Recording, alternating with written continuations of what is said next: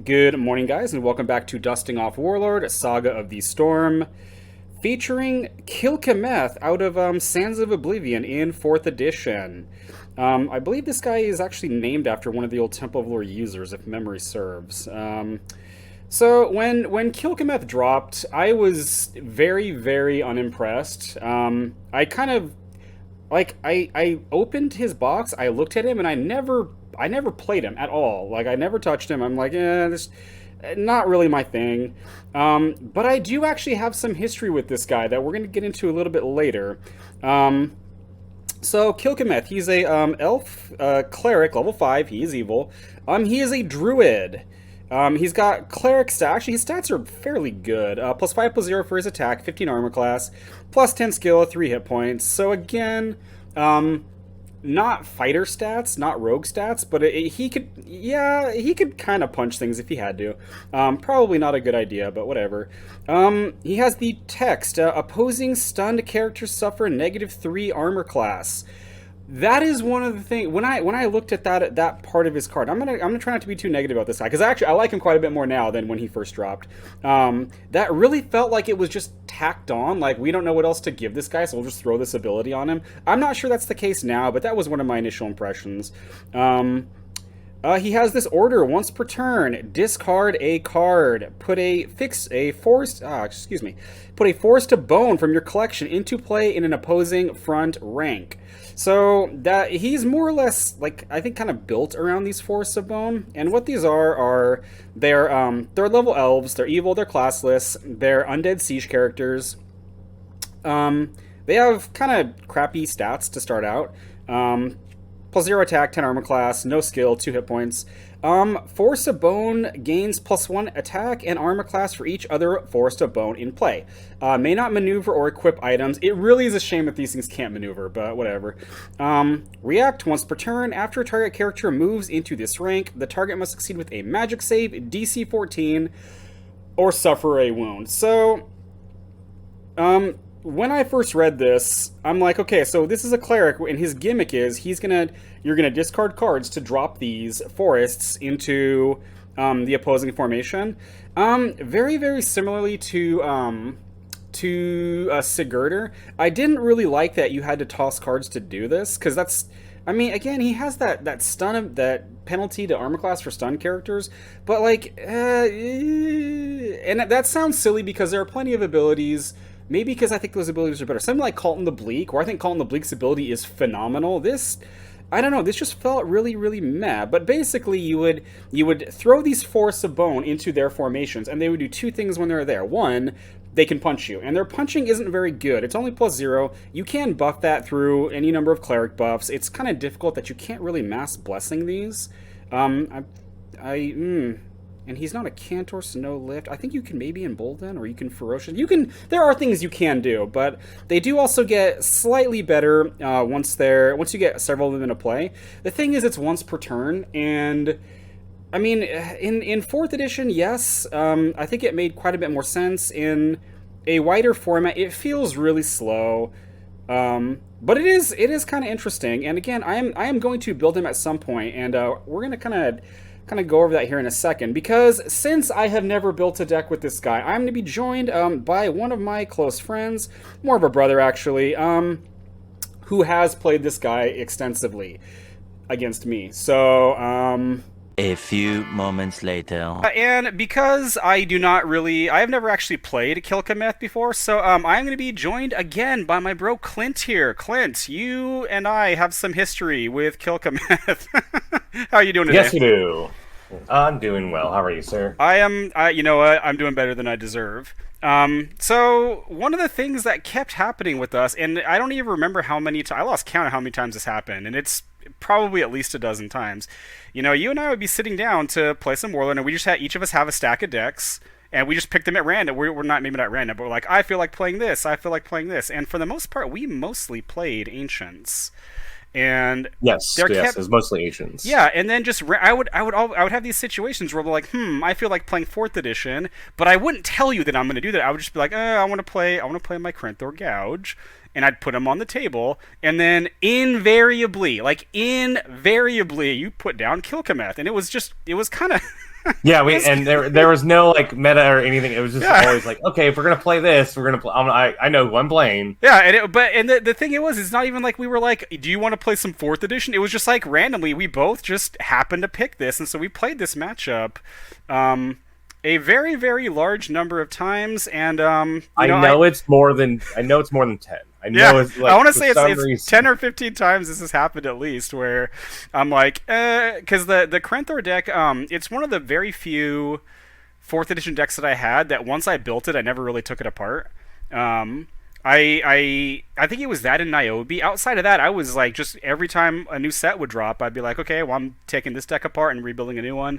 Krenthor and Niobe, I think I pretty much kept them together in largely the same form throughout the entire format. So, and yeah. I remember your Niobe deck the most. Yeah, I think that's one I did actually play the most.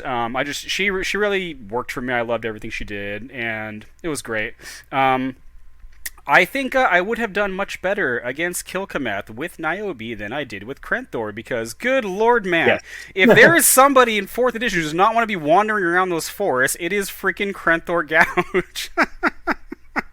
I kept. It was worse because the forest would just get deeper, and it would be like inevitably either he did not enter the forest or he never left the forest.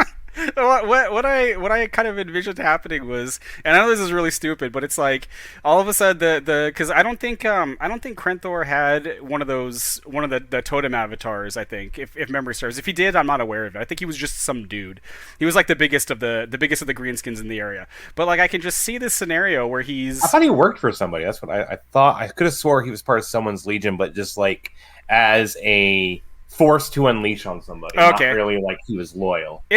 You might be right. Again, I'm not really super it's not that I dislike Warlord fluff, it's that I never really got into Warlord fluff the way I did like L5R fluff or Battletech fluff. So maybe he did. I want to say the only It also doesn't help that some of the fluff is inconsistent too. Yeah, I mean I'm okay with that. I mean, but I can remember some of the earlier ones. Actually, I don't think it's the earlier ones. I want to say the Rogue, I want to say he's the City of Gold Rogue. He actually has the Jaguar trait on him, so I just assumed he did have one, and his was Jaguar.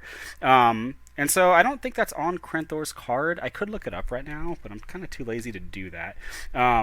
But I just always had this thought, and it's again really, really stupid. Of Krenthor's warband, his army, they're like rearing to go. They're just sitting there. They're like, where's Krenthor? And then he comes stumbling out of the forest with like twigs in his head and stuff like that. He's like, wow, that was a wild ride, and yeah. And he's like, yeah, I can't battle today because I just got done fighting undead trees, and all of his guys are just like looking at each other like, WTF, mate? Like, what is he talking about? So again, I have never actually made a Khilkhameth deck. I don't have all the stuff. This is one of the weird things is, if memory serves, his deck only came with 3 Forest of Bone, and so it only comes with 3. Yeah, that's kind of depressing. Because I mean, I want to say some of the. Oh yes, because we had a proxy game. We had a proxy game where we had. I think it was just easier to have blank Warlord cards represent a field of bones on the side, is what we ended up doing. Yeah. I want to say that sounds correct, because I mean I think there were some games where, because I could not freaking kill these things or whatever. It does help he's a cleric. Like, he does keep those things kind of alive. I'm like, I make a power attack check and I can't miss, and then I go cure lethal wounds, and I'm like, well, that's just wonderful. I can't massacre anymore. I can't bloodthirsty anymore. This is just, I'm just depressed now. But you've had, I want to say, upwards of a half dozen at least trees at one point, because I remember it got to the point where I had equipment on, like I had gear, and these things were able to fairly reliably just punch me, like not even counting the DC save for moving into their ranks. You were just like, I'm gonna spend for a +5, and I'm like, well, okay, you only need to roll like a 12 or a 13 because Krenthor's equipment options are somewhat limited. So again, I think there was one time they had a +9 or something like that. Yeah, it would not surprise me. Because I don't know if I should get into this yet, but didn't you have one of your versions of the deck where you were playing them in the deck too? Or am I? No. Oh, I want to say I thought I saw that happen at one point, but again, it's been, I think, probably 14, 12 years since we've played this matchup, and it's been a while since. I think it's a very bad idea to have them in the deck. I'm not even sure. Can you have them in the deck? Yeah, it's just like they can't maneuver. So like, you can stun them forward by fixing ranks, but they can't move. And so but I mean, you're playing druids. You got tree walk. You can get those things to where they need to go if you really wanted to. I don't play tree walk. You know what? Whatever. Yeah, I don't. That kind of gets into like why I made him in the first place. Is that I did enjoy playing the forever banned taboo Etra Bloodvine. No, yeah, that's the appropriate stuff for that guy. Now, I believe Etra was one of the first warlords we ever said was like, no, this guy is on the gentleman's agreement list. I want to say that happened before 4th edition even started. Like, we were just this dude is just terrible. And it's not even that he's too quote unquote good. It's just the games are like, they're tedious, boring. They're not interesting in any way. And so now, to be fair, they're a skill check, is what I think of it. If your deck can deal with it, he's not a problem. If your deck cannot handle it, there's nothing you can do. I can see that. See, the weird part is, I don't know now. I'm not saying you're right or wrong. You're probably correct, but it has been so long since I've had to play against him because it's just the most agonizing experience ever that I actually don't know, because I do like to think I understand the game a little bit better. It's actually worse too, since the stun wound rule is away, so the game takes even longer. Yeah. Yeah, now you have to actually. Just takes even longer. You have to actually play the cerebrals now. Okay, so I was gonna mention this a little bit later, and I guess this may as well be a good time to cover this. Yes, I admit that what I'm about to say, it is sinful, and I do apologize. But if you were to play in an alliance pod, you could pair Khilkhameth up with Etra Bloodvine. Because they are both druids, it would give Khilkhameth something to do if you didn't draw anything else. And I don't know, I think you could do that. Once their character's in rank 1, you don't have to worry about drawing something to shove them back, because Etra can always do that. And so once they move to rank 2 and they got to go back into rank... Oh, see, this sounds... I feel dirty just talking about this. Like, the problem is I don't think the two could keep up with the other pair. Like, they can maybe cut one person out of the game. I don't think they can cut 2 people out of the game. Okay, you might you're probably correct there, but you know what, you're right, because you could only you'd only be putting them in one person's formation. Yeah. So okay, no, yeah, you know what, it's still I'm gonna look at this a little bit later. So okay, so again, I've never made a Khilkhameth deck. So what do you? And again, I have very hazy memories of what you were playing. So what are you running in Khilkhameth now?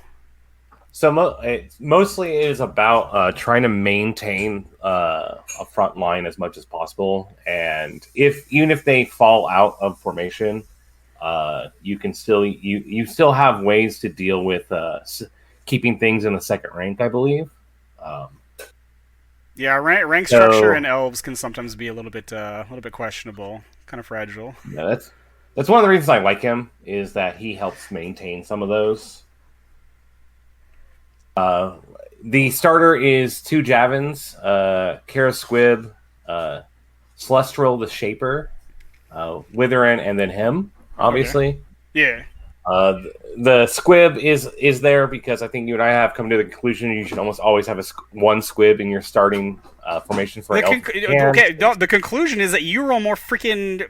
Actually, I don't even know if it were failures or twice. Your squibs have come back more than any other squibs I've ever seen. So I don't know if it's because you're rolling bad or I'm rolling bad or good or whatever. But I mean, you've had some pretty epic squib retrievals. So yeah, I do agree with you. I think squib is pretty solid. And again, I think from a you know how everybody complains about, my dice sucked? Nobody shows you how many times dice sucker are good than squib. Because, like, you don't realize how many 20s happen and how many 1s happen until there's a squib or 2, and then all of a sudden it's like, I have killed this thing 5 times already, and it's only turn 3. So...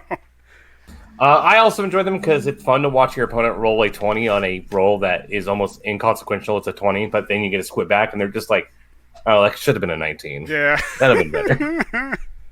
Okay, so Javin and Squib, so it makes sense. And then you said Cestral the Shaper in rank 2? Yes. Okay, so you and then a Wyvern or Withian? Withian. Yeah, Withian, yeah. So it looks like you're really kind of doubling down on the summoning things here because you've got Khilkhameth to create the forest, but then Cestral is also creating skeletons. Yes, they are there for two reasons. One, I do run more than normal amount of spend actions for Khilkhameth. Oh, okay.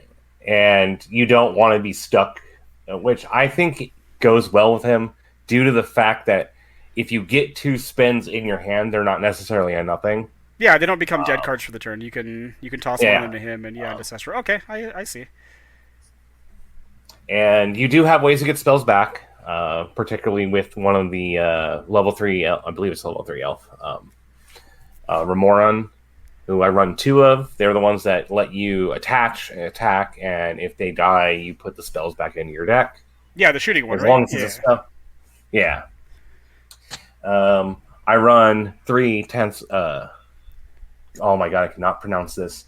Maingale Tasnik? It's the oh, that's the paladin, right? The not paladin. Yes, maybe it is a paladin. He becomes a paladin. He okay, becomes a paladin if you have more than 12 cards in your discard, which you are most likely going to have cards in your discard. Oh yeah, definitely. Between tossing to the what do you call it? The Cestral the Shaper, and then when your trees hopefully get chopped down. Yeah, and then no, I believe the himself. trees are removed from game. I believe the trees are removed from game when they're killed. Why? Because they're a token, aren't they? No, I don't believe they are. They don't say it doesn't say token on this card. Now, to be fair, okay, I don't know how many things are tokens like that, like a magic token. I think Recruiter's Orders might be, but I'm not sure. Let me go check. That's actually an interesting. I've never actually considered that. You know why you haven't considered it? Because I've never killed any of the damn trees. Okay.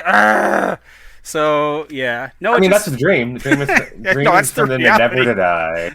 What I would really need to do if we had to replay the matchup right now, I would have to just say, like, you know what, Zach, there is no such thing as overkill. I don't care if your strikes, like, do you really need to be doing 6 or 7 wounds a strike? And the answer is yes, because Clint's gonna go, oh, I minor miracle, or I sacrifice, or I scourge, and the damn tree is somehow still alive.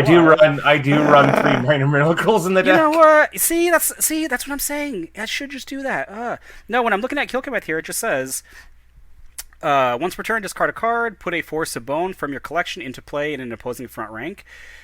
I mean, that's an interesting rules question. Maybe it might not, but I don't know why it wouldn't, because it's one of your characters that's dying. Although, to be fair... No, I agree. The rules... Since it says from collection, I think you are correct, because it's not a token. It's not it's not removed from game. Yeah, I mean, to be fair, I mean, I need to sit down and read the actual whole comprehensive rules now, because there's several rules changes. I don't know, it's kind of a side topic. I don't know if you've seen some of the rules changes coming up concerning, like, stealth, or with how... No, what's the change in stealth? So, with stealth, you don't have to, again, at least as far as what I have read, and as far as when I was talking with Alex about this stuff, you don't make a check to enter their rank anymore. Stealth just says you were allowed to maneuver into opposing formations.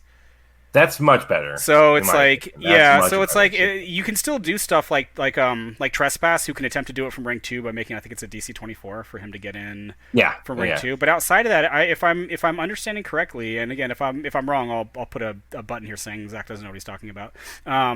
But you can just maneuver straight from rank 1 from your rank 1 into an opposing rank 1 if you have the stealth trait. Now, to be fair, I agree with you, that seems better until you realize that Prophet no longer has to make the check, and you are one action away from the Zen Secrets just eating your front rank. And he doesn't have to roll like an 11 or whatever it was that he needed. So, I don't know. So yeah, I'm just... That's why you just killed the Prophet. But he's got stealth! He makes a stealth check. So it used to be he had to make basically 2 stealth checks in a row. He had to stealth to get in, and then again you would try to kill him because you know it's coming, and he'd have to make an actual stealth check to cancel the strike. Now it's just he moves in, and you're like, well, I hope I can kill this guy. Yeah, I know. Yeah, it is what it is. But okay, so sorry, I'm waffling right now. So okay, so you said Mangonel Tansik. Mm-hmm. I have 3 of him because a level 1 that's just can come into play at that power level. For just having cards in your discard pile, which is what you're going to be doing almost regardless of any situation. Once he's ascended to hit, or I guess become an anointed evil paladin or whatever. I mean, his stats are really good for a level 1 character. +4 attack, 14 AC, and 2 hit points. So Yeah, the 2 hit points is one of the bigger points too. yeah, So you know what? because a lot of this deck is ranged attacks or spell checks or something like I that. don't think I've actually So noticed this about Mangonel Tansa. Although I think the only thing I play this guy in is I want to say is it Rustic Umbala might be the only one. I don't know if I've ever gotten him leveled up like that because it just doesn't ever happen. But I never noticed his whole wounds from his melee strikes can't be reduced. That is freaking awesome on a +4. Huh? Interesting. I think he's we're really both. good at chopping down trees. Yeah, whatever. I think it's actually pronounced Mangal Tan6, so we're both wrong. Whatever. That's probably yeah. Okay, so you said I Tybus run because you have spells or DC checks. Yes, well, it's the DC checks off the Forest of Off the Bones. trees, yeah. There are a few DC checks off spells, but it is important to reduce skill checks. It opens up more doors. I think actually this. I don't think I've played against this version yet. Have I? You had one with the I had one with the Tybas in it. Okay, because I can you only. have not played against this version. No. Okay, because I can remember again, Krenthor, because I haven't really changed it. Having to roll the hard 8s to avoid the forest damage, and so yeah, that was bad enough. And then turning it into 10s off of even just one Tybest, yeah, that sucks. Oh, it gets worse too because I also have the other elf who, if she's in the graveyard, provides Typhera? minutes too. Yeah. Typhera. Because if you can double up on that effect, there's almost no reason not to. So. Yeah. Yeah. The Typheras don't stack with each other, but they will stack with the 3 Tybest. They do not, yeah. So, yeah, negative 8 skill. Like, that's not a small skill change, too. Huh.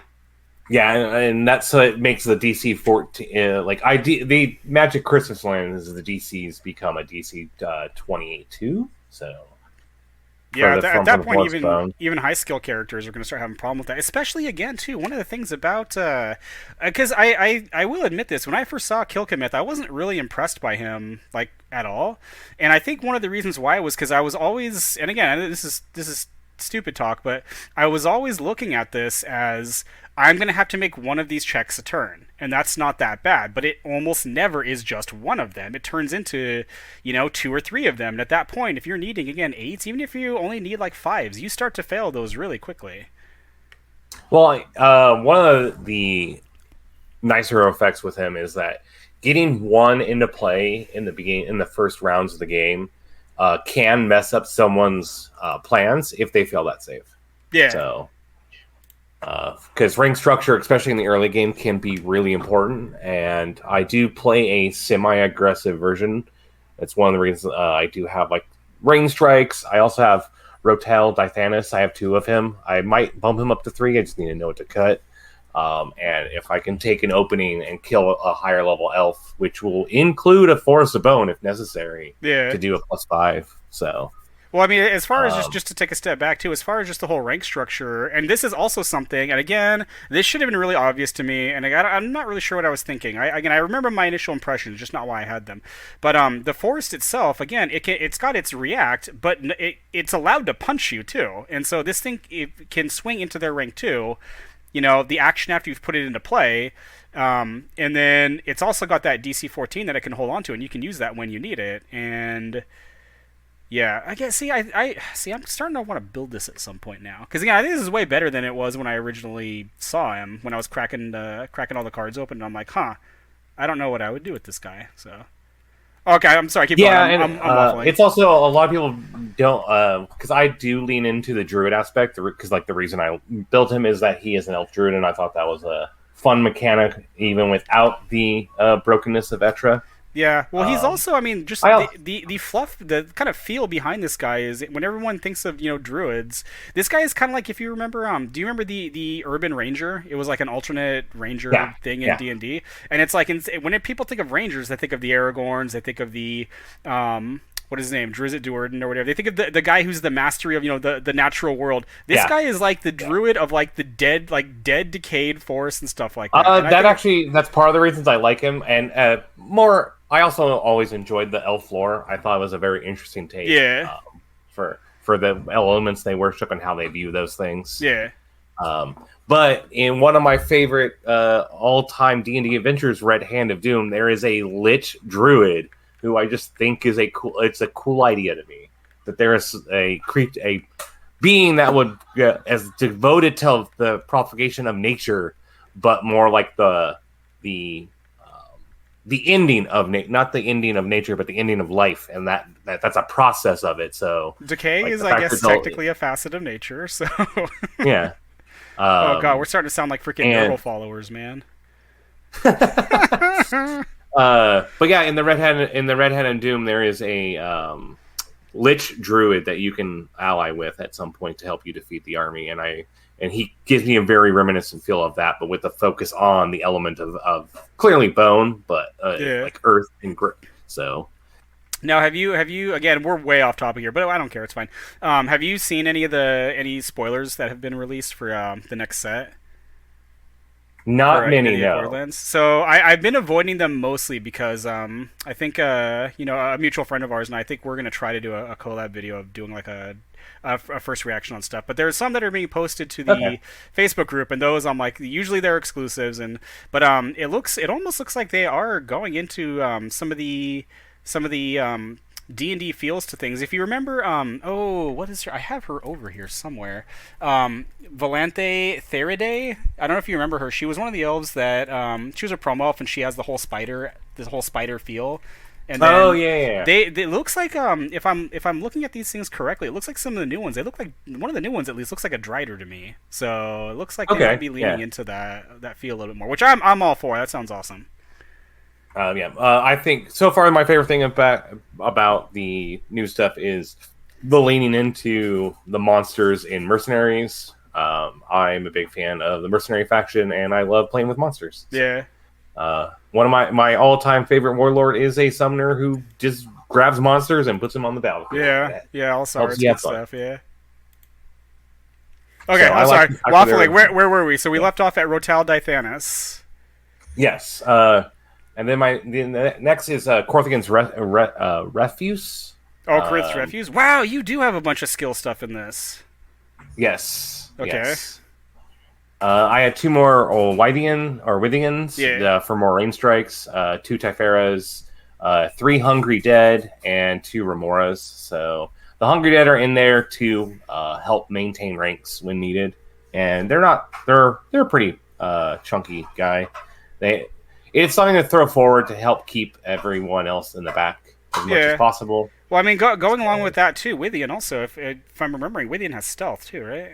Yes, that is the reason I pick him over the +5. I know you haven't been playing as long as me. I don't know if you remember the original Withian. I don't know if you remember what he did. He did not have stealth. Oh god, this is dating myself. This is going back to a long time ago. So, Withian, when he originally printed, he still had his range strike, but he didn't have stealth. What he had the ability where when he was like, I don't remember the exact wording on it, but it was like when he's in their formation, he can spend to move. It was like stealth without being stealth, because the feats didn't exist at this point, because he was in one of the first sets. I think he may have been in the first set. But... So, in theory, you would play him very similar to a stealth character, only he didn't have stealth to stop things from hitting him. And so it really seemed like a very, very bad idea. And someone, I do not remember who wrote this article. Someone on again, I can't remember where this was. Someone wrote an article somewhere online about like sending this, I think he called it like sending him into orbit. And the entire idea of the deck was to see how far back you can get the Withian in their formation. And again, the rules were all over the place back then, but I want to say he was talking about getting him into like rank 80 or 90 or some insane number like that. That makes absolutely no sense at all. But yeah, and then 4th edition dropped and Within just had stealth instead. And I'm like, well, that's you get rid of that wall of text that he used to have back in the day and give him a much more practical ability that's more streamlined. Yeah. And I do value stealth quite highly. It can ruin plans. Probably higher than it should be because you can easily fail it, and it's not a guaranteed defensive, but it usually makes your opponent kind of semi-question how reliable the one shot's going to be on him. So. Yeah, well, especially because his AC is not amazing, but it's not terrible either. It's not like it's not like just to throw something out there. It's not like Regret Shadow. where it's got planar, but its stealth check is not particularly good unless you're playing him out of Tavis or something like that. So, the regret shadow out of Tavis is a favorite of mine. Yeah, I don't want to talk about this. Keep going, please. Tavis probably one of the. I still bet that Tavis will become one of the most hated warlords in the new format. See, because he gets everyone. No, I brought that up when I was talking to Woodrow, and his answer to again, I'm going to try very hard not to misquote him, but he said yes, but he also, I think his thoughts on that were, if you do that, everybody is going to be like, you know what, he has to die. It's not because he's going to win. I 100% agree with him. It's bringing Grand Arbiter to a EDH game. It's like, okay, you know what you're doing. What is Grand Arbiter? Grand Arbiter is a one blue, one white, one. Okay, so it's a magic card. It's a magic card, yeah. So for Commander, and he just makes it to where everyone else has a harder time playing the game, and you have easier time playing the game. So just puts a giant target on your forehead. Yeah. He makes things harder. He makes things cost more to cast, is what he does, and you're for every opponent. That makes people not happy. Yeah. Interesting. So I see Tavis having a very similar effect. We're like, oh, you brought him. Interesting. Yeah. Okay, so do you have any other characters, or was that it for characters? That is all the characters. So there it is a little more diluted, but I do think having some of the flexibility of these characters does help out in the long run. Just because you don't need 3 refuse, usually the skill checks are not the most impactful, but I do like having a couple rounded out characters. Yeah. I think, and I was thinking about this when I was brainstorming some other videos and some other stuff that I was mostly in relation to, what's her name, Queen Yahaya. One of the kind of low-key interesting things about lowering skill, as far as it affecting other players' characters, is yes, it can cause them to fail stuff that you're doing to them, but there's also plenty of characters where just stuff they do is built around skill checks, like the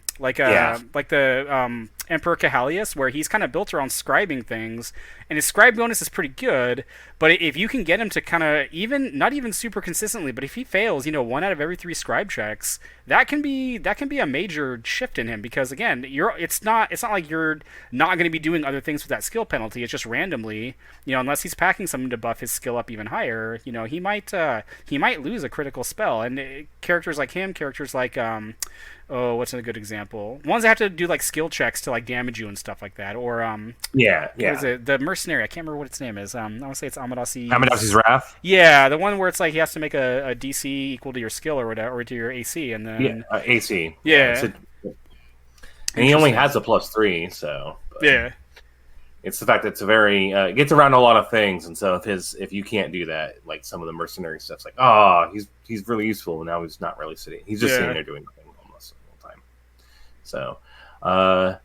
So the next is going to be spells, which are there's not many items around the deck, so most of them are spells for the other 25. I run 2 Forest Hungers. Okay, so I'm assuming you're targeting the rank that has the force in it? Yes. Interesting. Actually, I guess you can also use this to get the rank in front of them too, huh? Yeah. Okay. Now wait a minute. Real quick. Did you have it? I'm trying to remember. Did you have any other? Were there any other druids in this deck or any other 3rd level clerics? I want to say you didn't mention Tauren, right? No, I do not have Tauren in here. Okay. I am. This is kind of a thematic game or deck. It's not really built to be the most competitive. Oh yeah, no.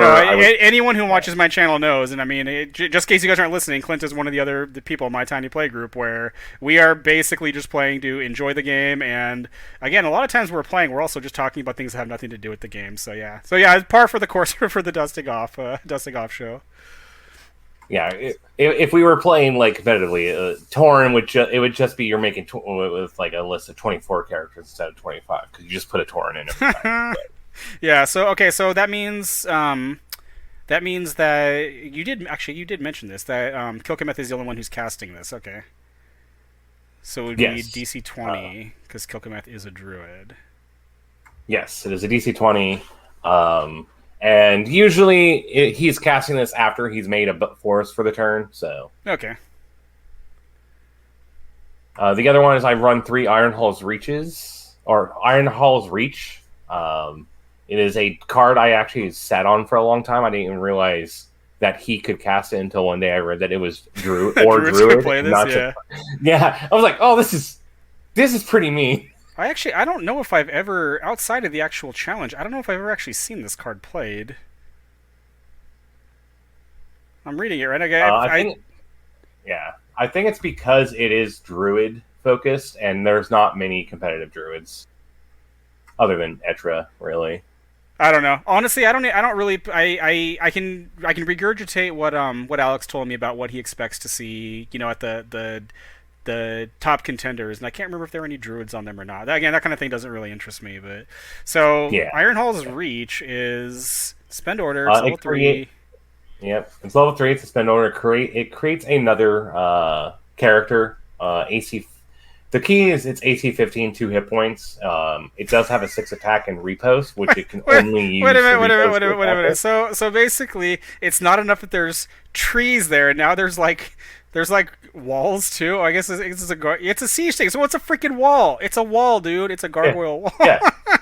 Well, no. I'm not even thinking it's a gargoyle wall. When he casts it, it's like a spiky bone protrusion through the roots and everything. Dude, that looks like that would hurt to have to go running through that thing. That does not look pleasant at all.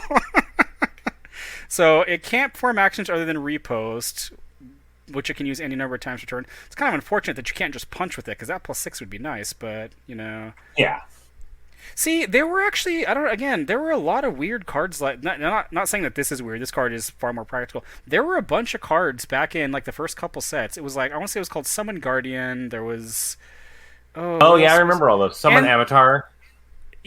Well, that's the Summon Avatar. The high level ones were a little bit different because I think they were a little bit better. But the lower level ones, they were like all the things they made, they all like died at the end of the turn or whatever. So it's like it's depressing. And again, at least the things like Summon Avatar, actually I'm not sure. Yeah, Summon Avatar does die at the end of the turn. The wizard one that makes the shooty one, the cleric one that. I can't even remember what they're called, but those things actually did stuff. A lot of the other ones, the lower level ones, like they didn't really do anything. They could like punch, and they didn't punch very well. So it's interesting that this sticks around. Again, I don't think I've ever seen this outside of the Iron Hall challenges. Interesting. Okay, keep going. I have 2 Steel, 2 Serpent, and 2 Entangles. These are both serving a role of anyone that is doing a build, like a Voltron type style, or King's Odd. Anyone doing that is like Khilkhameth kind of makes those matchups a lot easier in some ways. Yeah. Entangle can just destroy. Entangle can, if you entangle at the right time and they're like in range for stuff, that could functionally end the game right there. So if they can't get away from the trees. Oh, see, that's especially interesting because if it was someone like that, because I don't remember last time I played Zod. I think I played Fate Seeker more than Zod, and I don't even play him very much anymore. But if he is in rank 1 when you do this, he can't even get away from the trees because if they move to rank 2, they're still within 1 rank of him. Interesting. Yeah. I run Mass Blessing. I run 3 of them. No. I know, shocking. A cleric with Mass Blessing.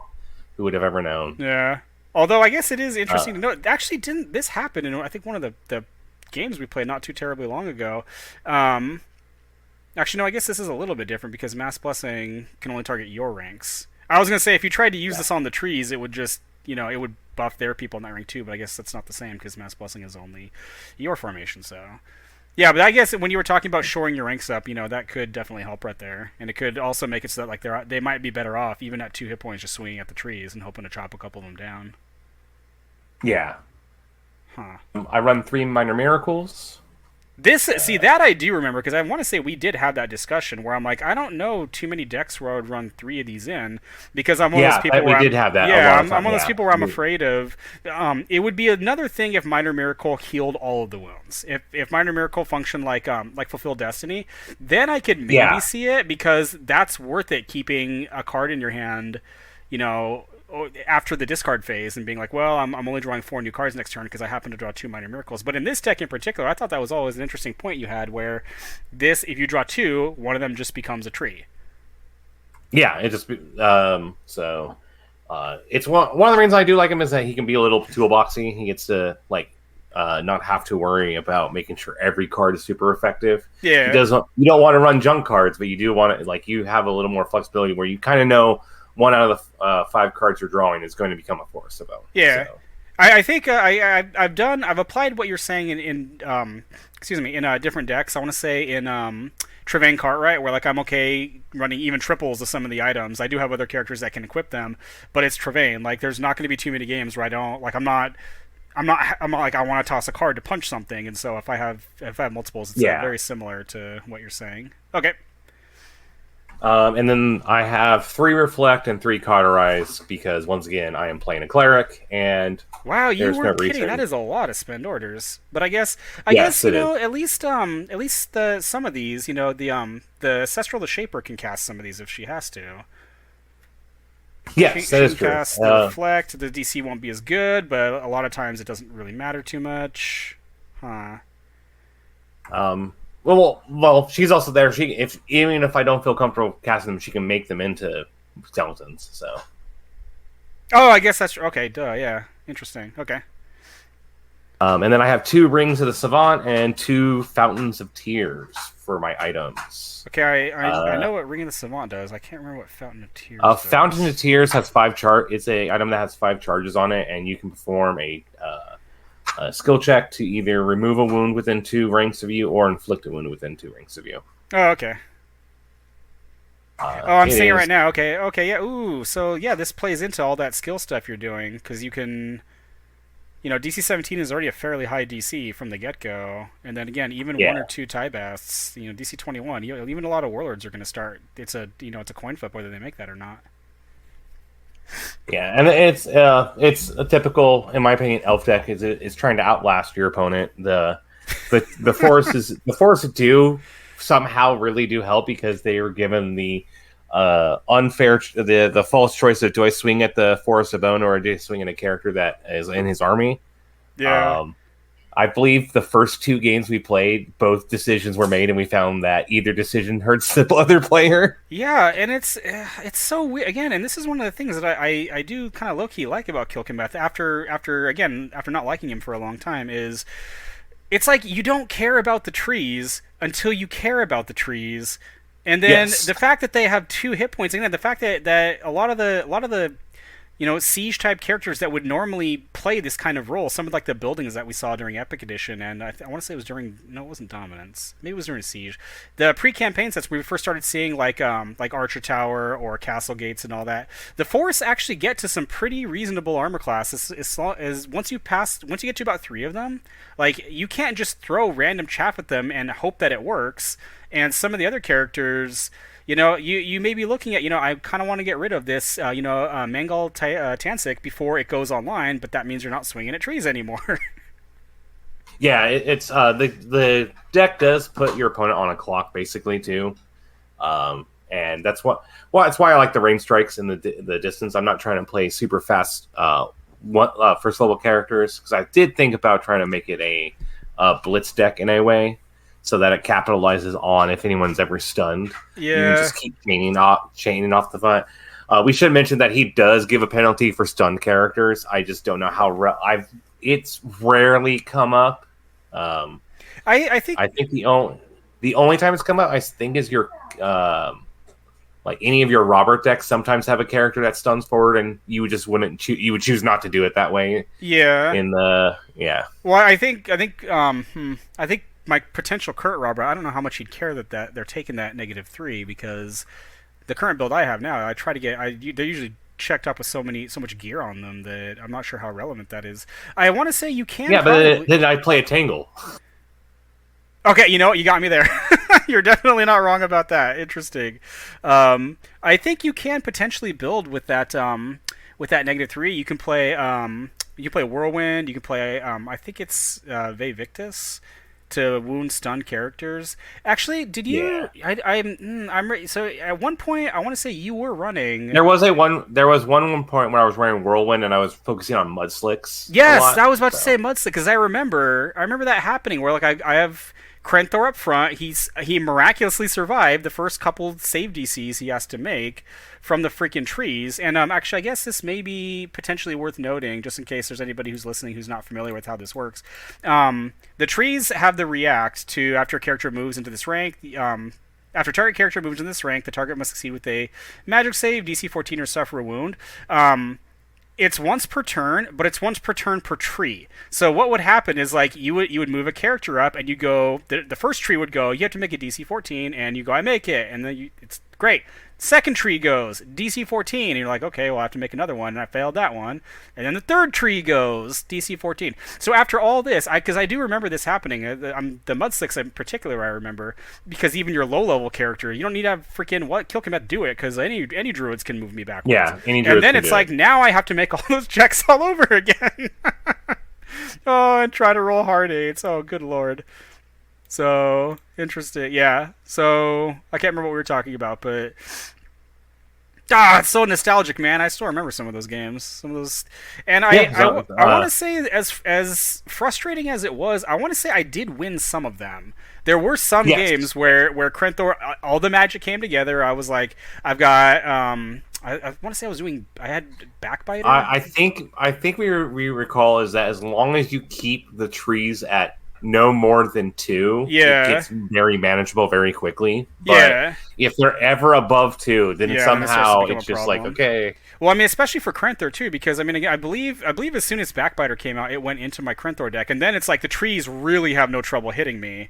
You don't even need a huge amount of them. Yeah, I can. It's true, I can chop them down in one hit, but then again, because again, this build you sent me here again, I'm pretty sure it was different I think the last time we played this, it was strict 4E, because I do remember the freaking power attack and that power attack with the axe. Then you went Cure Lethal Wounds, and I'm like, well, that's wonderful.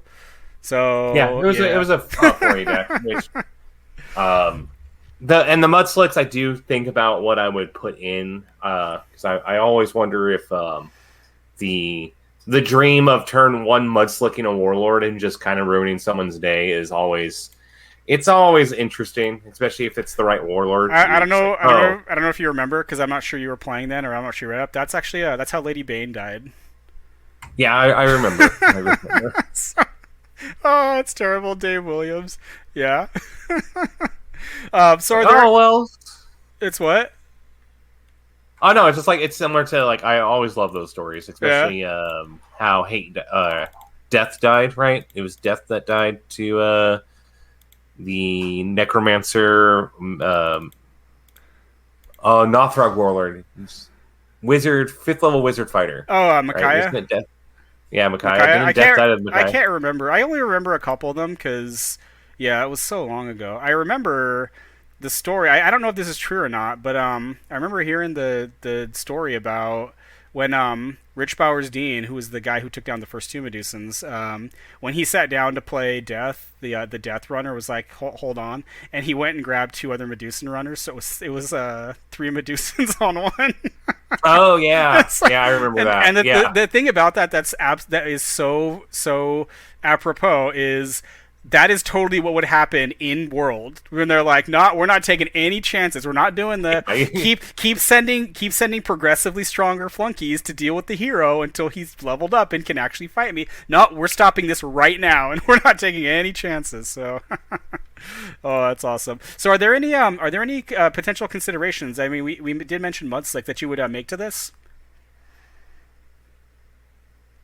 There is the change to focusing on the stun aspect, which I don't think is bad. There are the fact that elves can be very aggressive plays into that. So I would say you're changing the deck instead of focusing on longevity is that you focus on the blitz mechanics and just rain strikes, cheap, efficient characters, and the stun effects to slow down your opponent just a little bit so that you can, or you enhance the melee strikes of every one of your characters if they're stunned. Okay. So, yeah, you can run some of the characters. I think it's Kether is like he's got like a +5 melee strike, but he can't target ready people. Yeah, you can play stuff like that. Yep. Now, what do you think about Oh, see, again, I really feel like a bad person even talking about this stuff. Going with the whole idea of Etra Bloodvine and how Etra Bloodvine is not the way. What about something like that out of the sky? What if you ran, because you have Mudslick, you run Sudden Gale. I don't know if you remember Sudden Gale. It's that level 4 that it targets like 3 characters and can move them backwards. And then Clint, you also play, is it no, not the ambassador? What the hell was that guy's name? The elf ambassador who lets you play freaks without a loyalty penalty. So then you can play Salai Yasar. That's that. The one that moves people back. Yeah, that moves people back. Is there? I never thought of that, and I don't think it's as good because the reason Bloodline is so bad is because all you need is druids to do all that on top of everything. I'm gonna build what I just said, Clint. We're gonna play this one of these days, and it's gonna be awesome. All right. Oh dear. Are you gonna move my Forest of Bones back towards you? Actually, what way would they go? It's moving them. See, that's another rules thing I have to look up because I don't know too many interactions that I've had with that. I'm not sure if backwards is their backwards or your. I think there was one time we did think that it moved them back into the opponent army because they're like, that's the only way that makes sense. The freaking forest is spreading. Oh dear. Well, that was an interesting look at Khilkhameth again. This is quite a bit different from the last version you played, so I'm wondering, do I actually need to upgrade my Krenthor to Ancient so we could freaking revisit that matchup sometime? I don't even know what I'd play in Krenthor for 4th edition, or not 4th edition, out of 4th edition, excuse me, but interesting. Yeah, I do think he's much better in 4th edition because the tools are much more limited on dealing the 2 wounds needed to kill the bones. Yeah. But I enjoy him. It's one of my out there pick warlords. I think. I don't think many people know he's a warlord. Oddly enough, Josh King, what he does with him, I don't know if we talked about this. Is his take on Khilkhameth is playing Belt of Champions on him so that you could turn him into a rogue, and then giving him Logan's Ring so that you can do once per turn actions twice per turn, and then making 2 Forests of Bones. I have thought about that. I have. I don't even know what to say to that. Like you're talking. The only deck I ever did that with was Albalung the Maker. The only time I ever tried to get Logan's Ring on was with him. Oh, but Logan's Ring's awesome. That Logan's Ring is the reason why, and I'm on record saying this. Logan's Ring is the reason why I think Fateseeker is better than Zod. When you can medicine twice, when you can riding twice and ready the blood spite, 3 times in 1 turn. The circular argument, unfortunately, comes down to, well, you can still do that in Zod. Just play Belt of Champions and turn Zod into a rogue, and then you can get kind of the same effect out of that. It doesn't feel the same, but I don't know. I am on your side that Fateseeker's better. To be fair, if you're on my side, you are almost certainly on the wrong side. I just think, as far as we're concerned, as far as our little meta, where there's certain things that we play and don't play, I think Fateseeker does. That's probably true, but I do remember I'd rather face Zod than Fateseeker. I remember every time after playing against Fateseeker for so long, I'm like, I remember Zod. Zod was easier to deal with. I liked especially now that Locked Ring is no longer in Ancients, but I think the combination of being able to find any item through a dungeon with Fateseeker, you're not limited to level 5s or level 5 or lower, and then Blackthorn's Quarters, which was another way for you to get items onto him. Like I just remember, and again, maybe see this. For me, it's also the fact that in my opinion, rogue items were far more toolboxy and it had things to fix almost every problem. I think what is it? I think it's Wormling Mail, the armor that you can spend it, and they can't punch you unless they toss a card as a cost. That right there can just be the biggest ball buster, where it's like I have to choose, because normally, when coming to deal with, from my experience, coming to deal with characters like Zod, you are doing one of 2 things. 1, you're throwing a whole bunch of strikes at him and hoping to roll 20s, or 2, you have to have stuff you have to have stuff like Spot that gets around his armor class. But the Wormling Mail, just that cost right there, it can make it so like it's not an option to try to go for him because you can't afford to toss all these cards. And if the game goes on long enough and they don't have a deck anymore, like they may not be allowed to swing on him. Like they may have one attack or one attack, one action if they win initiative, and after that you spend the Wormling Mail, and all of a sudden there's no strikes coming at him. And again, that's not saying that it's unbeatable or anything like that. It's just that's just my we're way off we're way off topic here. Any final thoughts on Khilkhameth here? Any you talked about some potential changes there, but I think the weird thing is too, and this goes kind of hand in hand with what we were talking about our experiences with him. I don't remember too many games playing against Khilkhameth that weren't with Krenthor. It always just happened to be, you pick your next deck and I pick my next one, and we both happened to pick. I believe there was a Deb one. I believe you had, was it Dallin that faced him? I remember you had I didn't play too much Dallin. I know you had a Deveranian that fought him one time. If we're talking fourth, 'cause I think when we were playing this, it was fourth. I was really big on Demir Ilmalik, the Ifrit, because I had this. I had this crazy idea of instead of. No, I do remember him because you said that fire should be able to deal with the forests. I'm like, yeah, but these are forests. Yeah, that's right. These forests don't have leaves. There's no liquid in them, or there's no sap to burn or whatever. So yeah, that must have been what it was. And I remember with that deck, I was doing Sky Splitter. I was doing I think it's Spike Spalders. All these. The idea behind it was if I can force you to, I'm not going to say DC 20, DC 26 or lose the game. I'm going to say you have to make 4 DC 12s, 1 DC 18, maybe 6 DC 10s, and you're going to start failing those at some point. And that's with me doing all the other stuff that a normal deck does. So I don't remember how that game went. I think by that comment, because I remember the comment about him should be able to burn the trees, and I probably lost it, but whatever. It was much closer because the reason being, if I remember correctly, is the trees don't have great skill, and so they had a much harder time dealing with that than strikes. I think that too, and his skill I think was significantly better than Krenthor's skill. And again, it's DC 14 is not super high, but it's high enough when your skill is 6. So because at 6 you have just over a 50-50 chance of making that. So interesting. Okay, well, I think on that note, Clint, thank you very much again for joining me on Dusting Off. Thank you for having me, Zach. I think what we're gonna have to do at some point is I'm gonna do it, dude. I'm gonna build the Move You Back, not Etra Bloodvine deck, and we're gonna have to play that again. So I'm gonna have to see how it goes. Maybe we'll have to have like a little addendum on this at some point. So okay, and the nice thing is we can play online now too. So yeah. But I have a feeling you like to play. It's not the same playing online, man. It's just not. It's not. Especially with dice rolling. Dice rolling just has its own satisfactory moments. Yeah. A few moments later. So there it is. There is my brother Clint's take on Khilkhameth and some of the history that we've had, some of the matchups. It was only one. It was really mostly the Krenthor matchup, but yeah, again, I don't know how good his deck is going to be, how good it's going to be, because we don't really care if it's good or not. We just play the game and have fun.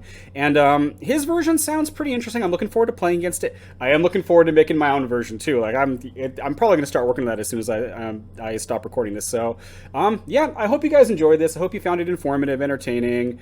Thanks again to Clint for coming on, and yeah, God bless you guys, and I'll catch you in the next video.